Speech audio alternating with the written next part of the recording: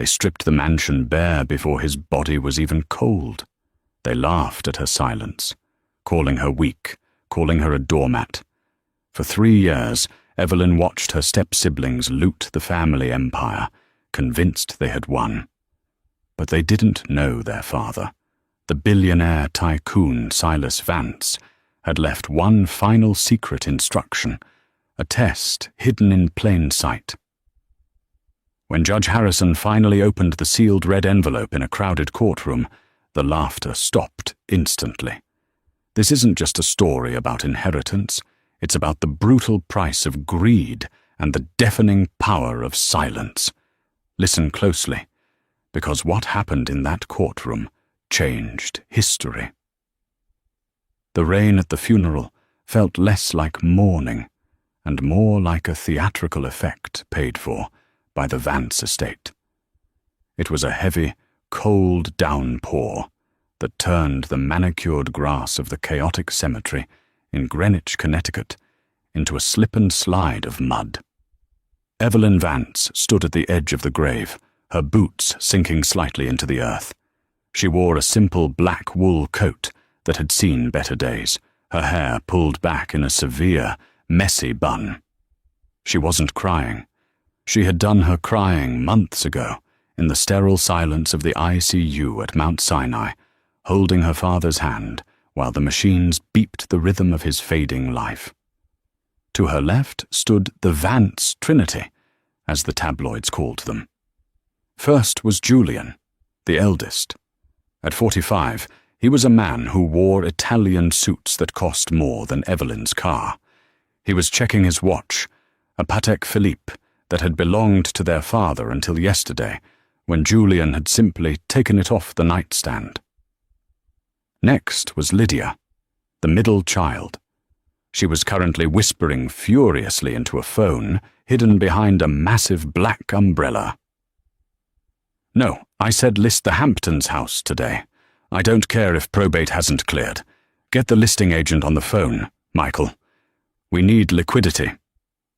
And finally, Marcus, the youngest of the Trinity, and the most reckless. He was hungover, swaying slightly, his eyes hidden behind dark aviators. He looked bored. Evelyn was the anomaly, the product of Silas Vance's second marriage to a woman the Trinity despised. When Evelyn's mother died 10 years ago, and now Silas, she was effectively alone. She was the half-sister, the help, the one who had moved back into the sprawling Blackwood Manor to change Silas's IV bags and read to him, while Julian, Lydia, and Marcus were busy skiing in Aspen or closing deals in Dubai. "Can we wrap this up?" Julian muttered, loud enough for the priest to hear. "I have a board meeting at 4. "He was your father, Julian," Evelyn said softly.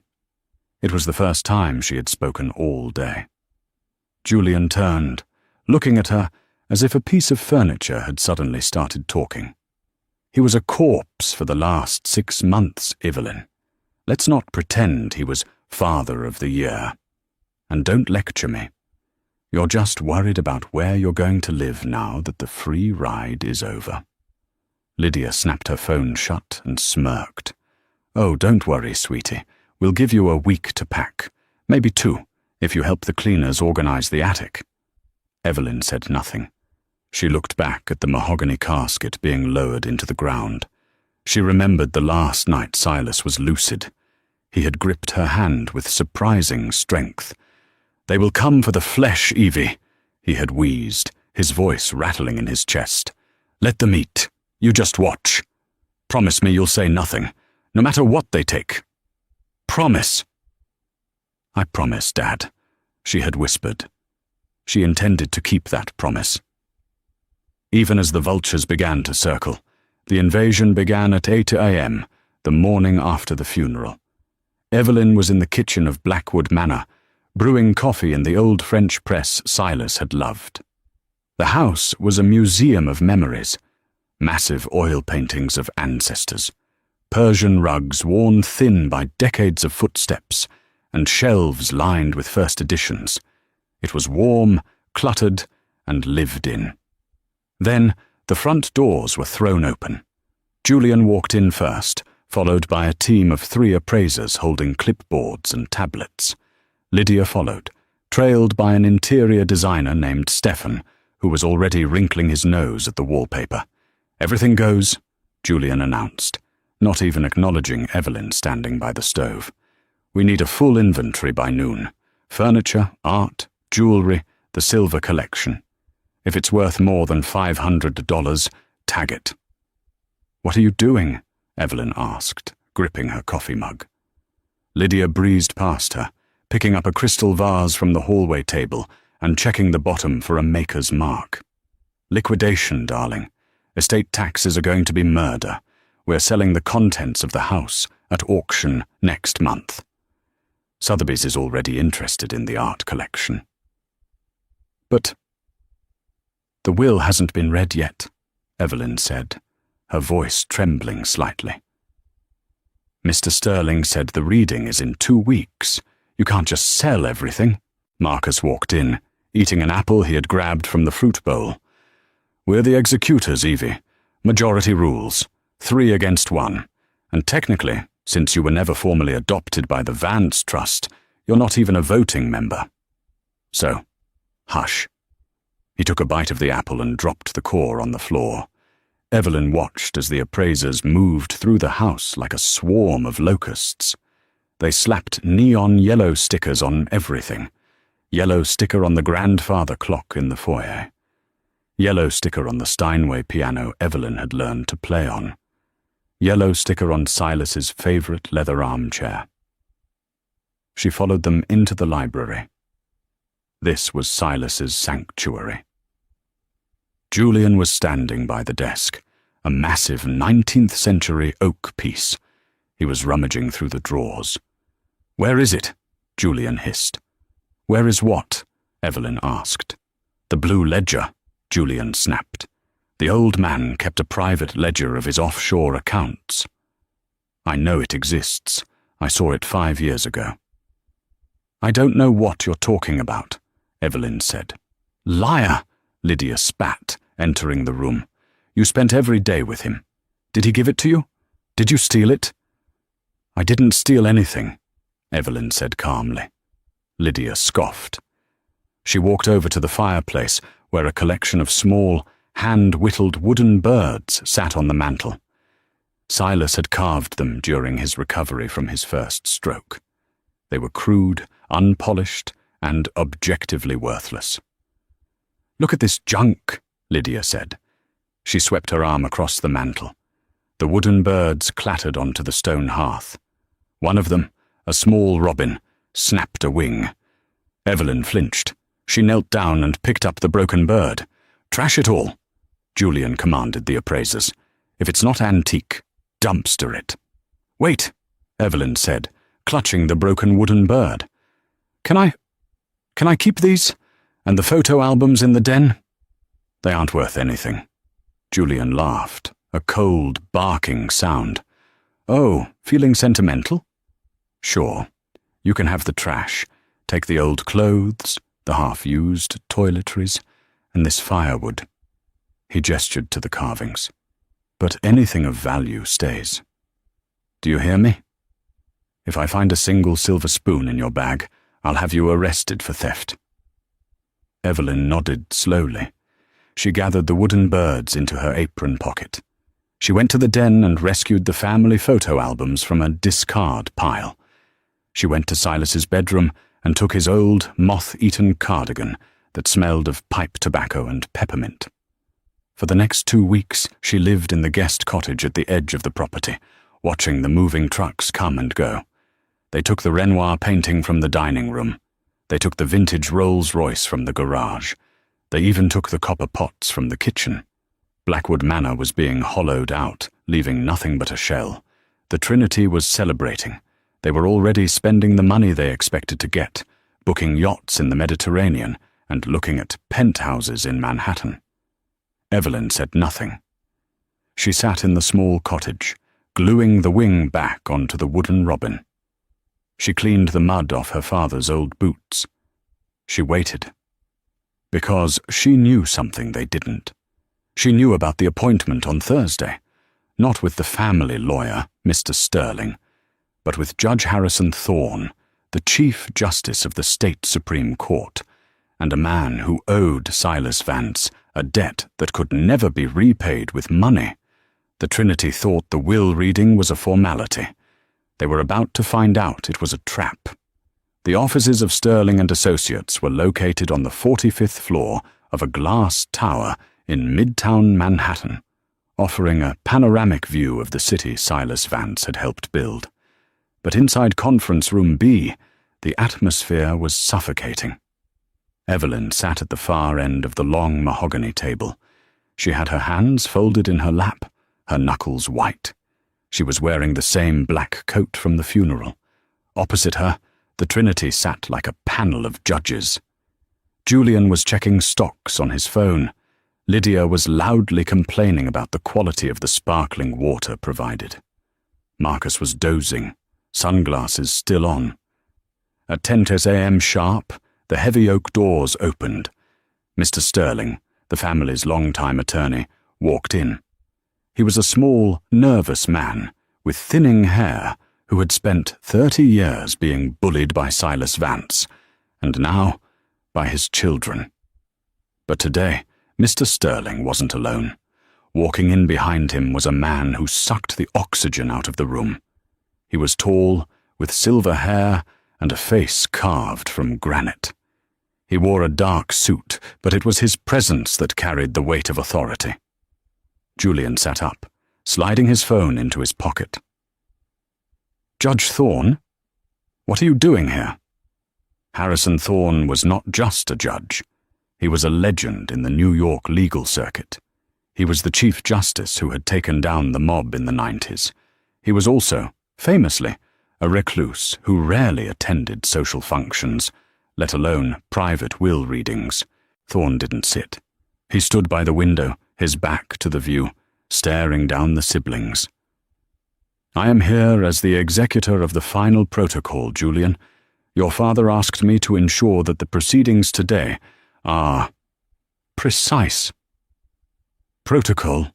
Lydia scoffed, flicking a piece of lint off her Chanel dress. "It's a standard will, Harrison. Daddy leaves us the money, we sign the papers and we go.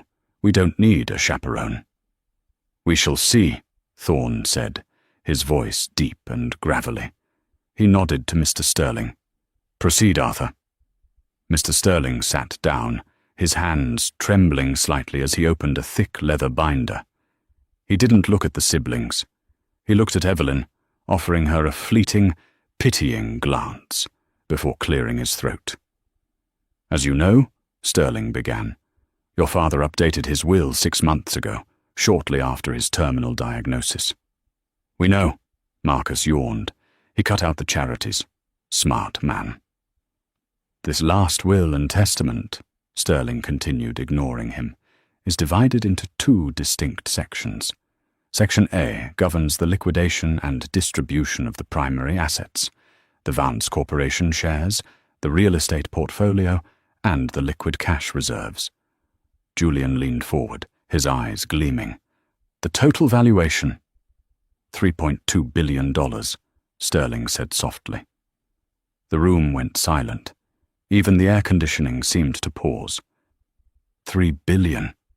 It was more than they had estimated. Lydia grabbed Julian's arm, her fingernails digging into his suit jacket. A smile, predatory and wide, spread across her face.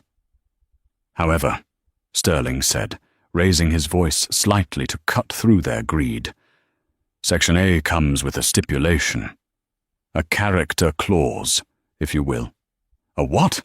Julian snapped. "Your father," Judge Thorne interrupted from the corner, "wanted to give you a choice. You can accept the inheritance laid out in Section A immediately, but once you sign for Section A, you forfeit any claim to what is in Section B." "What's in Section B?" Lydia asked suspiciously. Sterling lifted a sealed red envelope from his briefcase. It was thick, stamped with red wax in the shape of the Vance family crest, a lion holding a key. Section B contains the final inheritance. Its value is undetermined. Julian laughed. Undetermined? That means worthless. He's probably left his collection of old tobacco pipes or his dog's ashes in there. He looked at his siblings. It's a trick. He wants us to hesitate. He wants us to choose the mystery box so we lose the billions. I agree, Marcus said, waking up fully. Give me the billions. Keep the envelope. Sterling looked at Evelyn. Miss Vance? As a beneficiary, you also have a choice. The Trinity turned to look at Evelyn. They had forgotten she was there. She's a beneficiary, Lydia shrieked. Since when? Since always, Sterling said firmly. Evelyn, you may choose to partake in the split of Section A, which would amount to roughly $800 million, or you may waive your right to the money and accept the sole ownership of Section B, the red envelope. Evelyn looked at the envelope. Then she looked at the faces of her half-siblings. They looked ready to kill her. If she took the money, they would spend the rest of their lives suing her, harassing her, and making her life hell. But that wasn't why she hesitated. She looked at the judge. Thorne gave her the smallest, almost imperceptible nod. I don't want the money, Evelyn said quietly. What? Julian dropped his pen. Are you stupid? I don't want the money, Evelyn repeated, her voice stronger this time. I want Section B. You waive your claim to the $3 billion? Sterling asked formally. I do. Lydia let out a high-pitched, incredulous laugh. Oh my God, she is an idiot. She's actually crazy. More for us. Very well, Sterling said. He slid a stack of documents towards the Trinity. Sign here, here, and here. By signing, you accept the assets of the Vance Empire and legally disown any claim to the contents of the red envelope, regardless of its value. The three of them couldn't sign fast enough. The scratching of expensive fountain pens on paper filled the room. They were practically vibrating with adrenaline. They had won. They had the billions. The help had taken the mystery prize. Done, Julian said, slamming the folder shut. Now let's get out of here. I have a listing agent to call. Sit down. Judge Thorne's voice cracked like a whip. Julian froze. Excuse me? You aren't leaving yet, Thorne said, stepping forward and taking a seat at the head of the table. You've signed for the assets. Now, we must execute Section B. Who cares? Marcus laughed. Open the letter, Evie. Let's see what Daddy left you. A gift card? Sterling handed the red envelope to Evelyn. Her hand shook as she broke the wax seal. She pulled out a single folded piece of parchment and a small, rusted iron key. She unfolded the paper. It wasn't a will. It was a letter. Read it aloud, Thorne commanded. Evelyn cleared her throat. The handwriting was shaky, written in the final days of Silas's life, but the tone was unmistakable. To my children, she read. If you are reading this, then the Trinity has chosen the money. I knew you would. You have spent your lives measuring your worth in decimals and commas. You looked at me and saw a bank vault. You looked at this family and saw a corporation. You stripped my house bare before I was even in the ground. I saw the appraisers on the security cameras, Julian. I saw you steal my watch. Julian stiffened, his hand instinctively covering his wrist. The color drained from his face. You think you have won? Evelyn continued reading, tears pricking her eyes. You have the billions, you have the buildings, you have the yachts, but you forgot how I made that money. You forgot that the Vance Empire wasn't built on gold, it was built on dirt. Lydia frowned. What is he rambling about? I leave the billions to Julian, Lydia, and Marcus because money is the only language you speak, and it is the punishment you deserve. It will destroy you.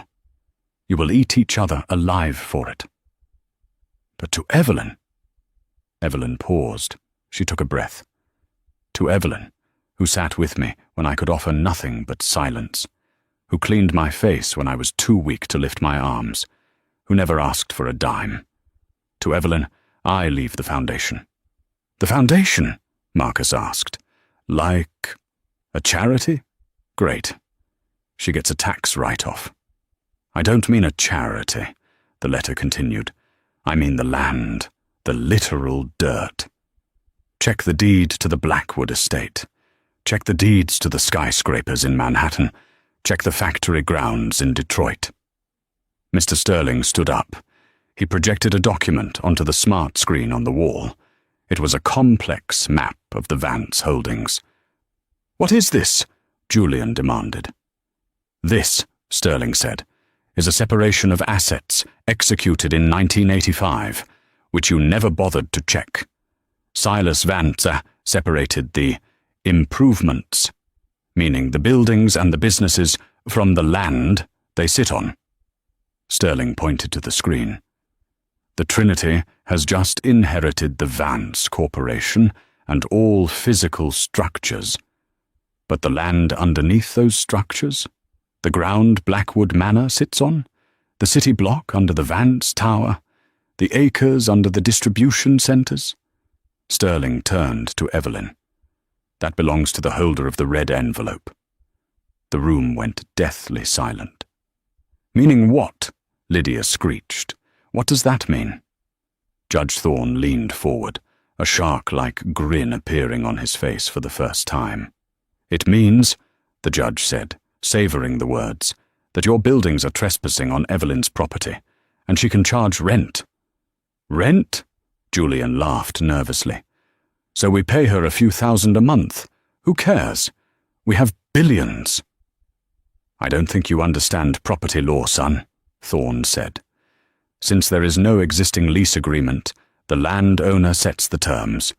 If you refuse the terms, you have 48 hours to remove your improvements from her land. Remove? Marcus shouted. How the hell do we remove a 60-story skyscraper?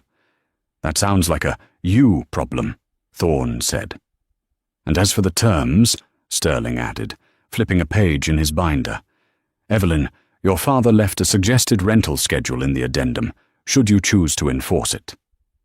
Evelyn looked at the rusted key in her hand. She thought about the yellow stickers. She thought about the wooden bird Lydia had broken.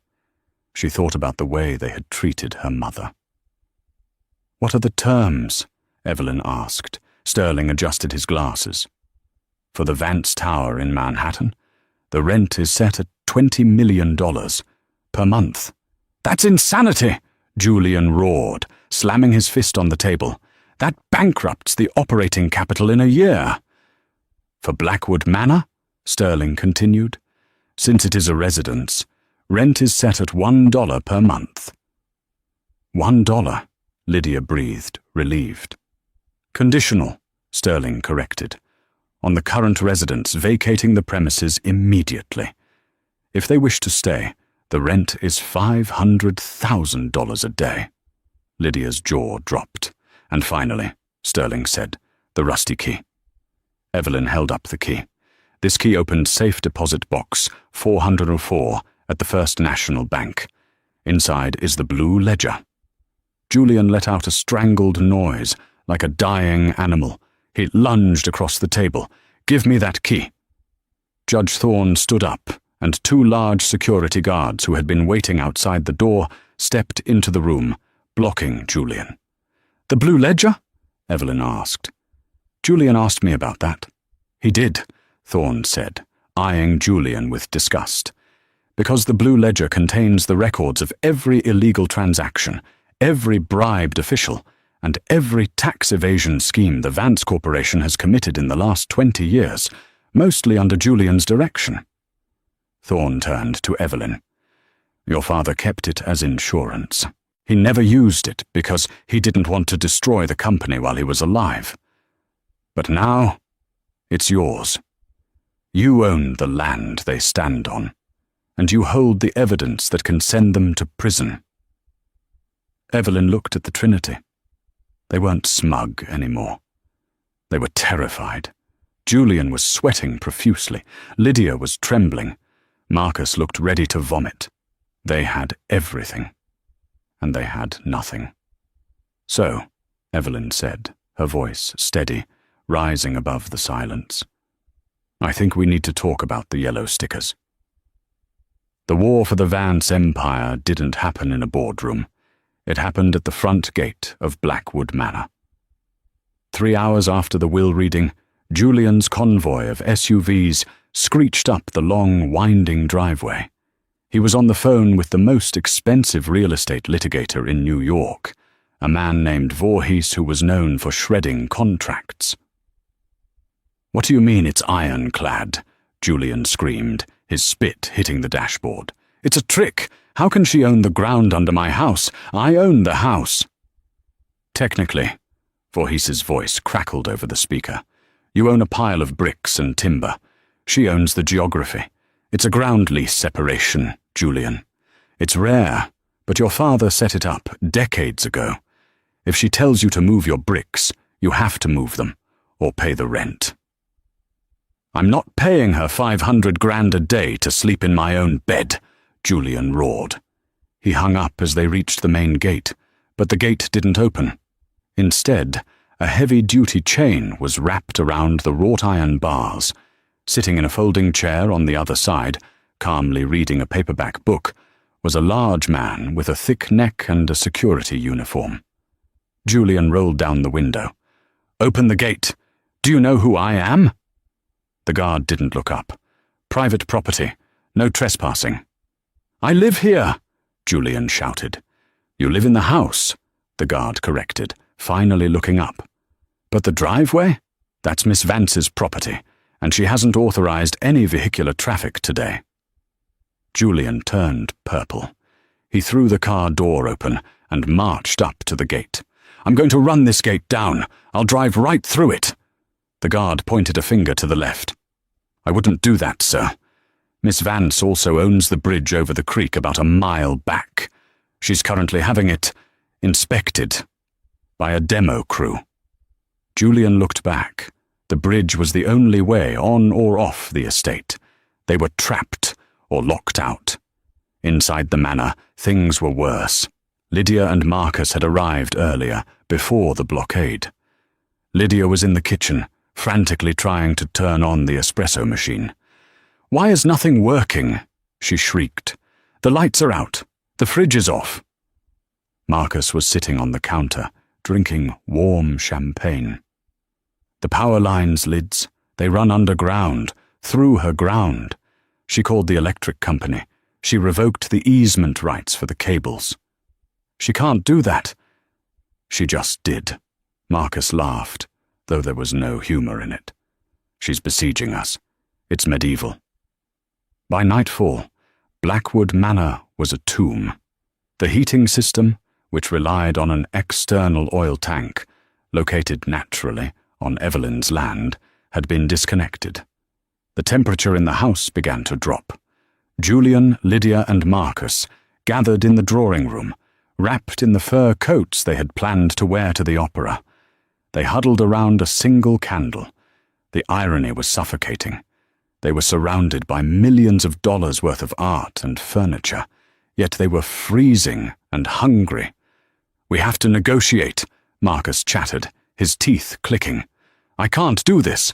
I have a spa appointment tomorrow." "No!" Julian snapped. "That's what she wants. She wants us to come crawling. We have the billions, remember? We have the Vance Corporation." His phone buzzed. It was a text from the CFO of the company. Urgent. "Julian, we just received a cease and desist for the Vance Tower. The landowner is demanding $20 million as rent by midnight, or she's locking the lobby doors. The board is panicking. The stock dropped 12% in after-hours trading." Julian threw his phone across the room. It shattered against the wall.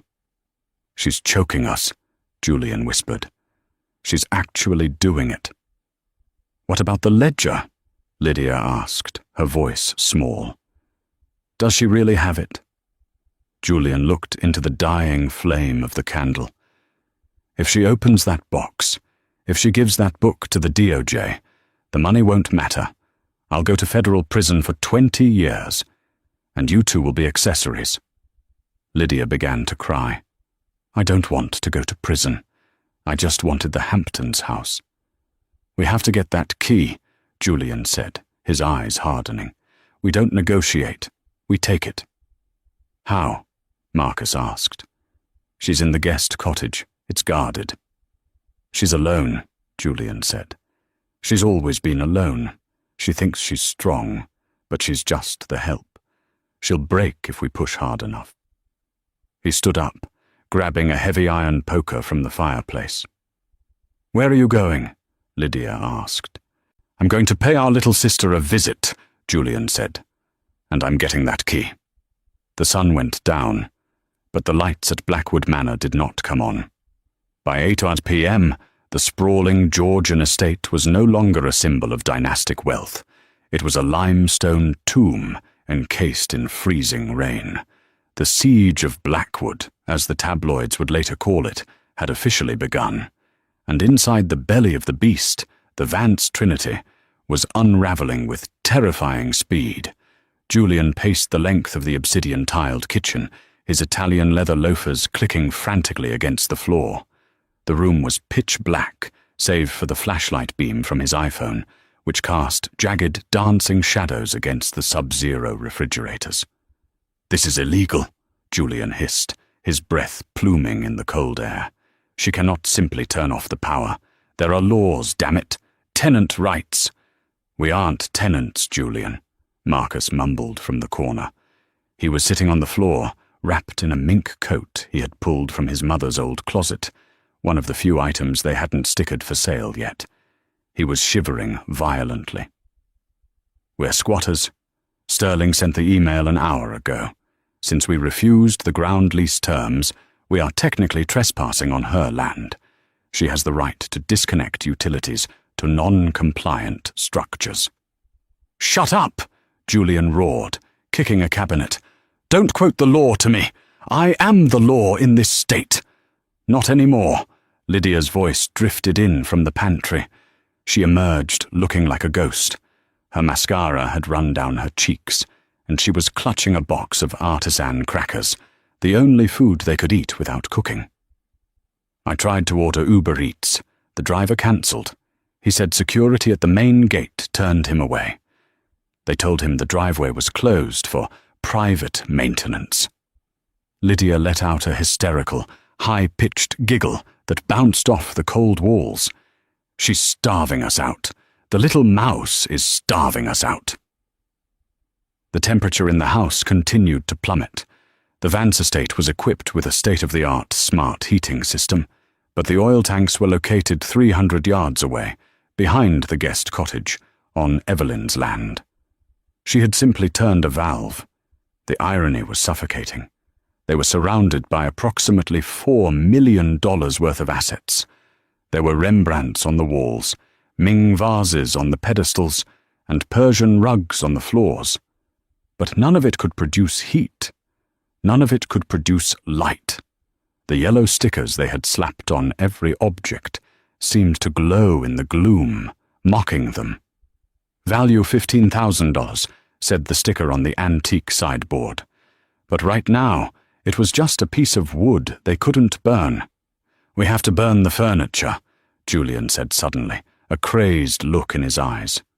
"What?" Marcus looked up. "The fireplace in the library," Julian stammered, his teeth chattering. "We need wood. We threw out the actual firewood because it was clutter, remember? So we burn the chairs. We burn the books." "You want to burn the first editions?" Lydia asked, horrified. The Sotheby's appraiser valued the library collection at $2 million. "I don't care what it's worth," Julian screamed, his voice cracking. "I can't feel my fingers." He lunged for a heavy 18th century dining chair, dragging it across the floor. The sound of expensive wood scraping against stone was like a scream.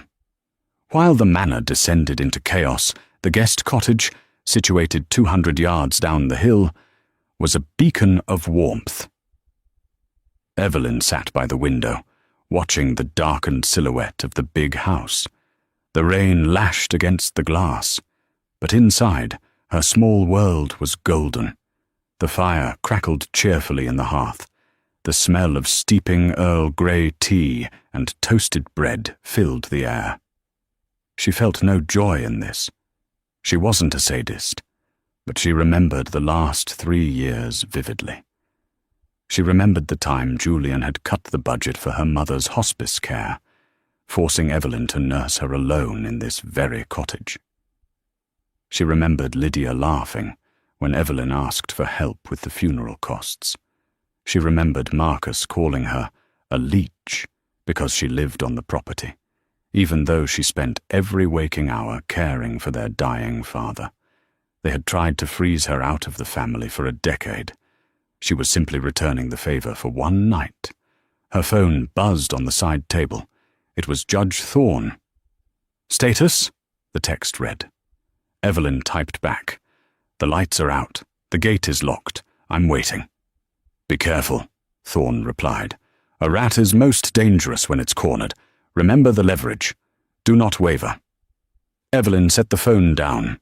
She touched the pocket of her cardigan, feeling the cold, rusted iron key. The key to box 404. She didn't have to wait long. At 10:15 p.m., the heavy oak doors of the manor banged open. Through the rain-slicked window, she saw 3 figures stumbling down the hill. They looked pathetic, struggling against the wind, slipping in the mud, their expensive clothes soaked instantly. Julian was in the lead. He wasn't walking with the stride of a CEO anymore. He was marching with the desperate, jagged energy of a man whose life was collapsing. He was carrying something long and metallic in his right hand. Evelyn stood up. She walked to the kitchenette and turned off the kettle. She didn't lock the door. She wanted them to come in. The door to the cottage didn't just open, it exploded inward. Julian kicked it with such force that the wood splintered around the lock. He stormed into the room, bringing the storm with him. Rainwater pooled instantly on the hardwood floor. Lydia and Marcus followed, shivering, their faces pale and streaked with mud. "You witch!" Julian roared. He raised the object in his hand, a heavy, wrought-iron fire poker. "Turn it back on! Turn the power back on right now!" Evelyn didn't flinch. She stood by the armchair, her hands clasped loosely in front of her. She looked at Julian, then at the weapon, then back at his eyes. "Hello, Julian," she said, her voice calm, barely above a whisper. "You're dripping on my floor." "I'm going to kill you," Julian seethed, stepping closer. The veins in his neck were bulging. "You think you can steal my company? You think you can hijack my house? I will beat the life out of you before I let you take a single dime." "Julian, stop!" Lydia screamed, grabbing his arm. "He'll do it, Evie. He's lost his mind. Just give him the key." Evelyn looked at Lydia. "Is that what you think this is about? The key?" "Give it to me!" Julian shouted, shaking Lydia off. He swung the poker, smashing a porcelain lamp on the side table. The crash was deafening in the small room. Shards of pottery flew across the rug. "The deposit box key. I know you have it. Give it to me, and maybe I won't burn this cottage down with you inside it." Evelyn slowly reached into her pocket. Julian's eyes widened, greedy and wild. She pulled out her hand, empty. "Go ahead," Evelyn said. "Hit me. Kill me. Burn the cottage." Julian froze, confused by her lack of fear. "Do it," Evelyn challenged, her voice hardening into steel. "Add murder in the 1st degree to the list. It will make a nice epilogue to the Blue Ledger." "You're bluffing," Julian spat. "You don't know what's in that ledger. Dad never showed you. It's a myth." "Is it?" Evelyn took a step forward, invading Julian's personal space. "Shall I quote page 42? The consulting fees paid to Senator Reynolds in 2018 to rezone the wetlands for the chemical plant. $500,000, wired through a shell company in the Caymans. Julian's face went slack. The colour drained from his skin so fast he looked like a corpse. "Or page 100, Evelyn continued, her eyes boring into his. "The structural safety reports for the Vance Tower. The ones you buried. The ones that said the steel wasn't high-grade enough for wind loads.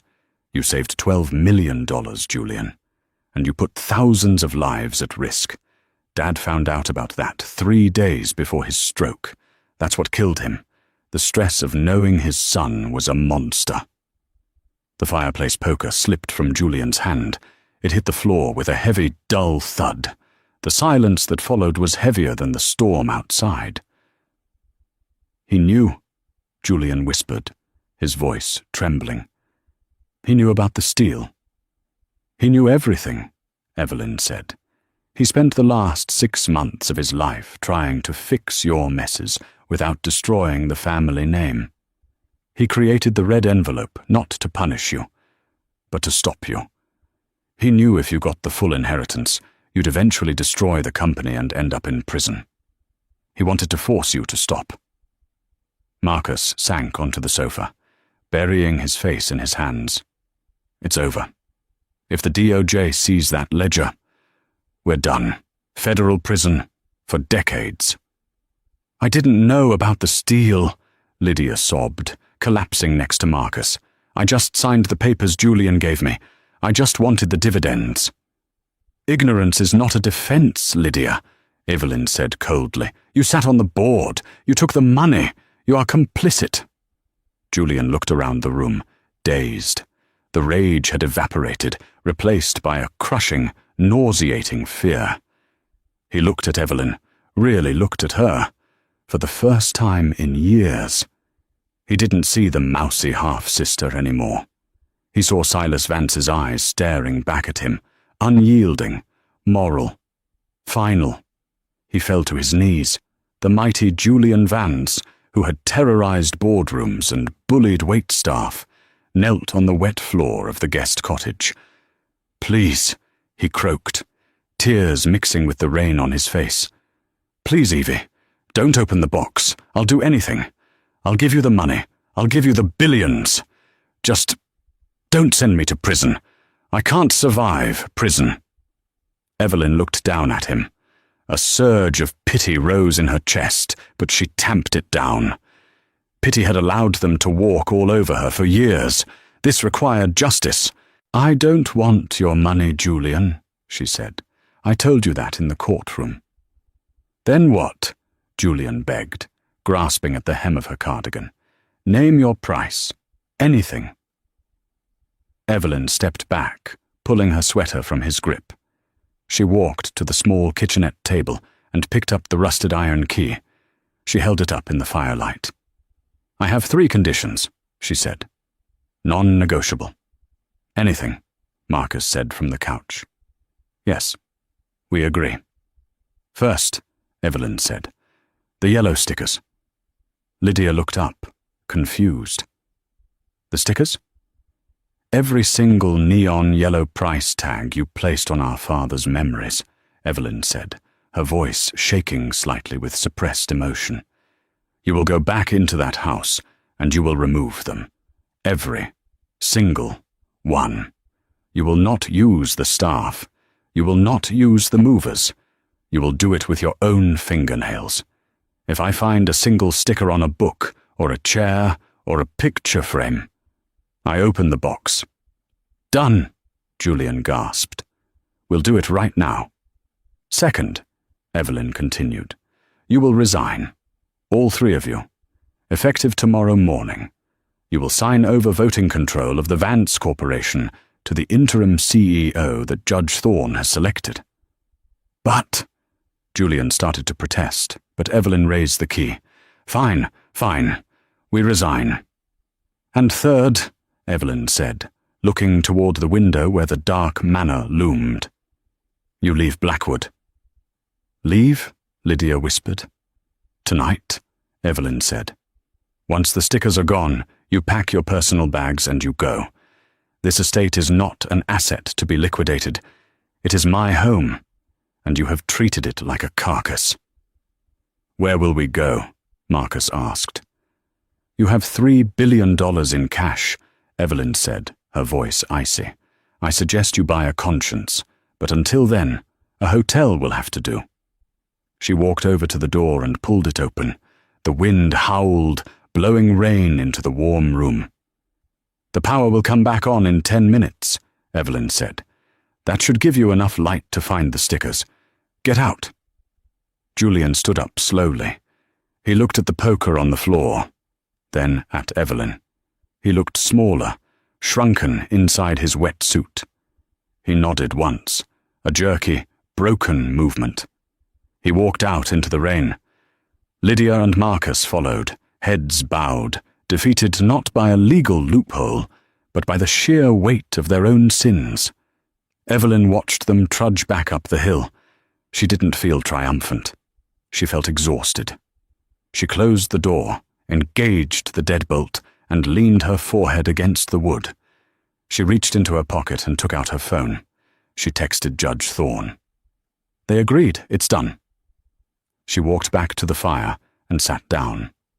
For the first time in 3 years, the house on the hill didn't feel like a threat. It felt like it was waiting for her. The siege was over. The restoration was about to begin. The sun that rose over Blackwood Manor the next morning was blindingly bright, cutting through the storm clouds that had choked the sky for days. The air smelled of wet earth and pine needles, a clean, sharp scent that signaled a new beginning. Evelyn stood on the front porch, wrapped in her father's old cardigan. The driveway was empty. The blockade was gone. The bridge was open. At 4 a.m., a procession of luxury cars had departed the estate. There were no paparazzi, no fanfare. Just 3 defeated heirs fleeing the kingdom they had tried to conquer. Julian had looked aged 10 years in a single night. Lydia hadn't even looked back. Marcus had given Evelyn a small, awkward wave, a gesture of surrender. Inside, the house was silent. But it was a different kind of silence. It wasn't the silence of a tomb. It was the silence of a deep breath. Evelyn walked through the foyer. The grandfather clock ticked rhythmically. The neon yellow sticker that had marred its glass face was gone. She walked into the dining room. The table was bare, but the sticker that had been slapped onto the mahogany surface had been peeled away. She went to the library. The desk was clear. The discard piles had been returned to the shelves. The Trinity had spent the entire night under the watchful eye of the security guard, undoing their greed.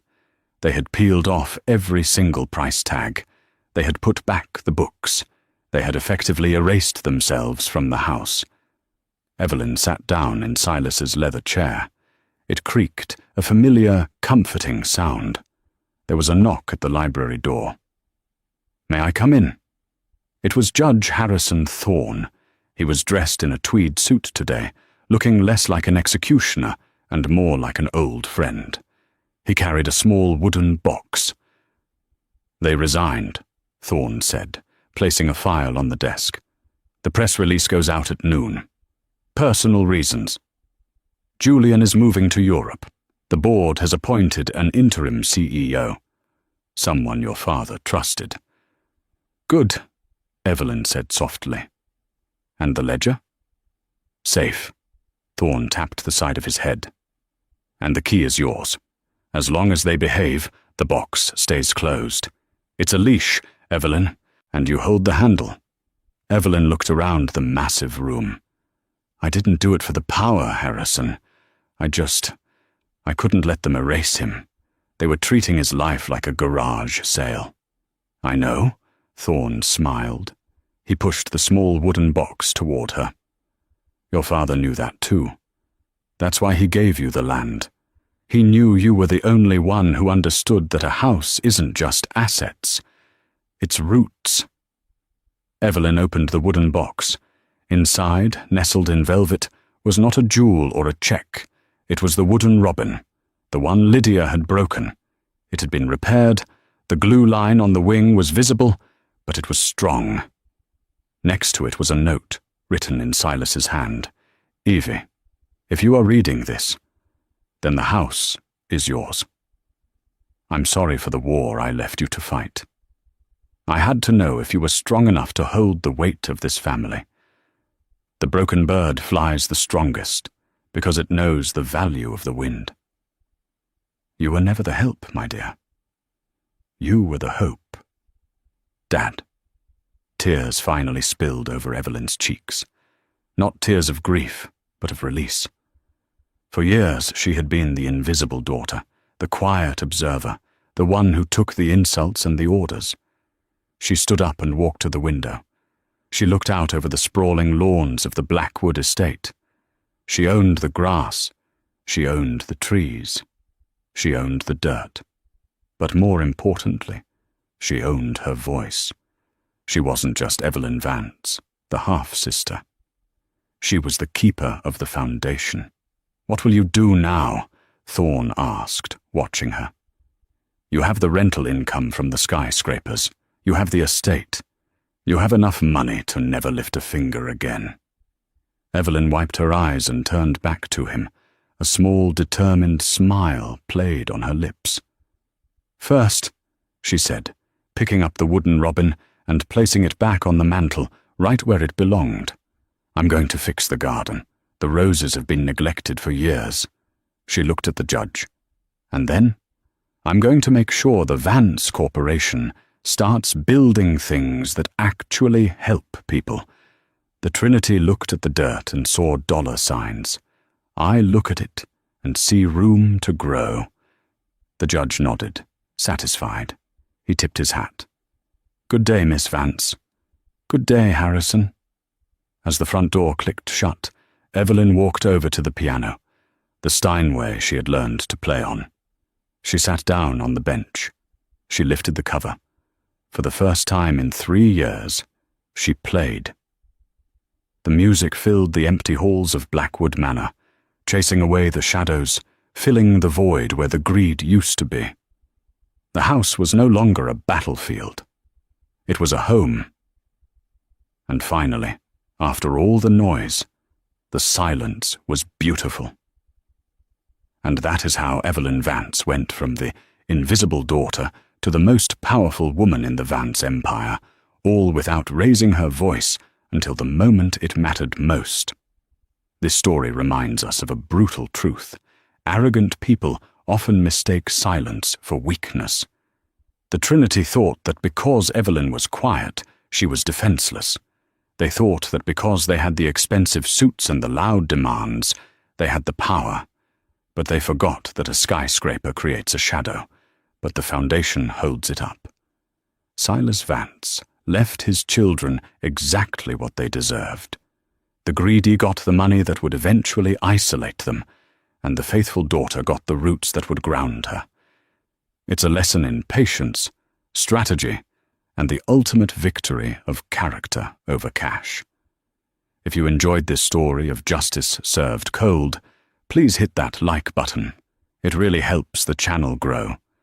And if you want to hear more stories about karmic justice and family secrets, make sure to subscribe and ring the notification bell so you never miss an upload. What would you have done if you were Evelyn? Would you have forgiven the siblings? Or would you have opened the blue ledger and sent them to jail? Let me know in the comments below. Thanks for watching, and I'll see you in the next story.